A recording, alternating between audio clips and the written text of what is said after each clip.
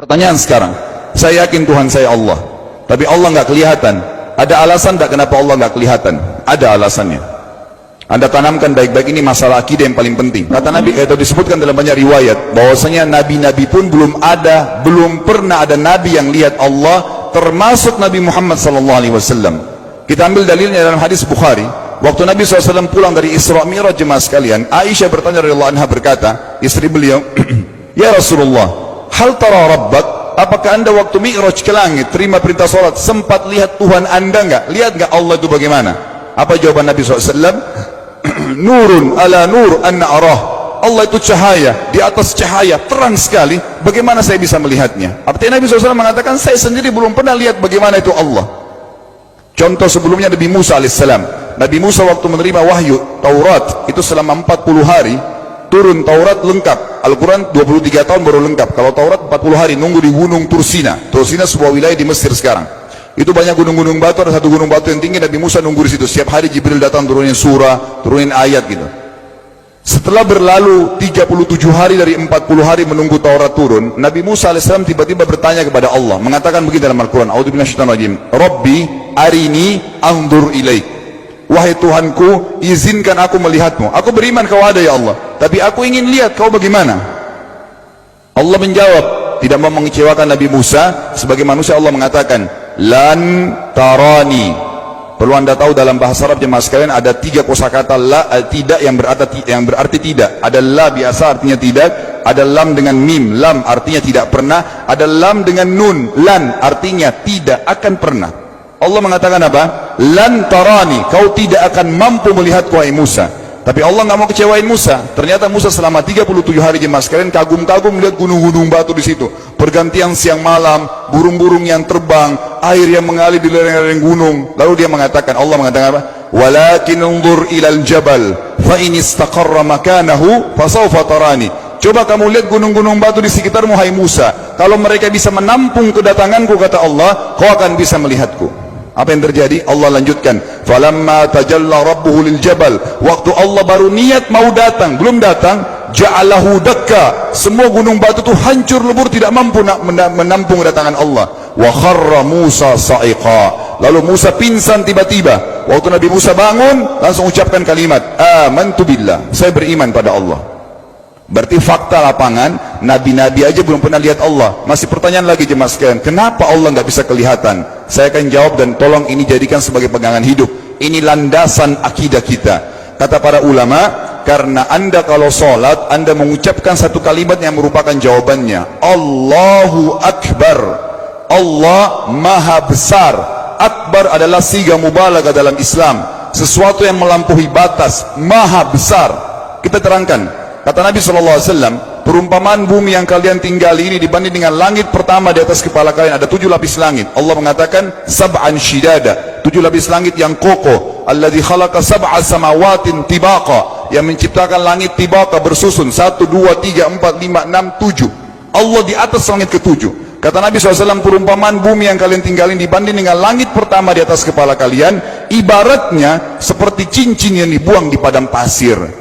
Jadi kita tidak akan pernah bisa melihat ujungnya langit karena kita sangat kecil, dan ini terbukti secara fakta. Apakah anda sudah tahu bahwasanya miliaran bintang-bintang yang ada di atas kepala anda yang jaraknya sekian miliar tahun dari bumi, dan sekian miliar tahun lebih besar daripada bumi, sekian miliar kali lebih besar daripada bumi, itu semua berada di bawah langit pertama. Manusia tidak akan pernah bisa memegang langit ini dengan telapak tangannya, karena dari sini saja ke Pluto jaraknya 270 tahun.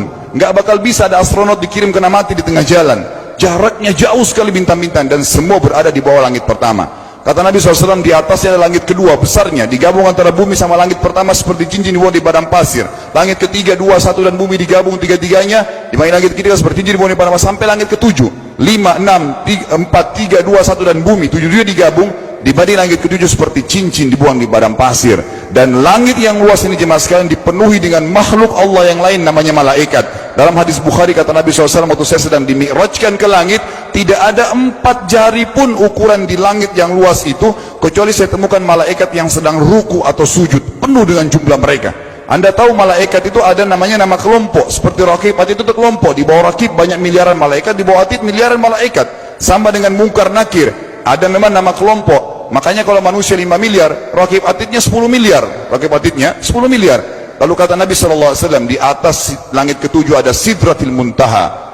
Besarnya digabung antara 7 lapis langit dan bumi. 8 hanya seperti cincin di bawah di padang pasir. Di atas Sidratil Muntaha ada sebuah lautan yang Allah ciptakan. Lautan itu besarnya digabung antara Sidratil Muntaha, 7 lapis langit dan bumi. 9-9-nya seperti cincin dibuang di padang pasir. Makanya kalau anda baca Quran, anda baca ayat wa kana arsyu 'alal ma', singgasana Allah di atas air. Ini maknanya, air adalah ada lautan. Lalu kata Nabi SAW, arsy-nya Allah di atas lautan itu singgasananya Allah. Besarnya digabung antara lautan, Sidratul Muntaha, 7 lapis langit dan bumi. 10-10-nya hanya seperti cincin dibuang di padang pasir. Anda sudah hafal ayat kursi? Apa artinya? Ayat tanda-tanda kebesaran Allah. Kursi itu artinya bukan tempat duduk, tapi tempat pijakan kaki raja di singgasana. Kalau raja inginnya singgasananya di pijakan kaki, itu namanya kursi. Kita baca apa? Wasi'a kursiyuhu as-samawati wal ard. Pijakan kakinya Allah saja sudah menutupi seluruh langit dan bumi ini. Jadi kita mustahil bisa melihat Allah karena besarnya Allah Azza wa Jal. Tinggal kita tutup jemaah sekalian. Kira-kira, lalu bagaimana saya berhubungan dengan Allah? Jawabannya sederhana. Anda lingkari namanya Allah, ini Tuhan kita. Yang menyembah selain Allah kafir, yang mempartisipasikan Allah dengan makhluknya, masih sembah berhala, kuburan, jimat, namanya syirik. Dua-dua nggak boleh. Untuk berhubungan dengan Allah yang tidak kelihatan dengan mata kita ini, tapi kita bisa rasakan keberadaannya, cuman satu cara. Di bawahnya lingkarin ibadah, sholat, puasa, zakat, haji, takziah, ziarah kubur. Semua ini adalah rangkaian ibadah untuk berhubungan dengan Allah. Semua ibadah ini jemaah sekalian harus seperti yang Allah mau, bukan yang anda mau. Ini penting. Karena kalau tidak seperti yang Allah mau, Allah tidak terima. Bagaimana caranya supaya bisa seperti yang Allah mau? Ikuti buku pedomannya. Ada Al-Quran, ada Sunnah. Yang beribadah keluar dari dua pedoman wahyu ini tidak akan diterima oleh Allah. Seperti anda kalau kerja di perusahaan, pimpinan perusahaan kasih peraturan, Senin pakai baju kuning, Selasa baju hijau, Rabu pakai baju hitam. Datang jam 7, keluar jam 5 sore. Ternyata anda tidak. Hari Senin anda pakai baju yang hari Rabu, datangnya jam 9, keluar jam 2 siang. Dikeluarkan oleh pimpinan atasannya. Itu baru peraturan manusia. Bagaimana dengan peraturan Allah Azza wa Jal? Maka kita simpulkan semua jemaah sekalian adalah, yakinlah Tuhan anda Allah ada, satu-satunya Tuhan. Kalau anda sedang sakit, yang ciptakan anda Allah, yang ciptakan penyakit Allah, yang menciptakan kesembuhannya Allah. Kalau kita sedang musibah sama, kalau kita sudah senang juga sama. Semoga Allah SWT menjadikan kita orang-orang yang senantiasa beriman padanya, dan juga selalu bertumbuh dalam keimanan tersebut serta mengikuti syariat.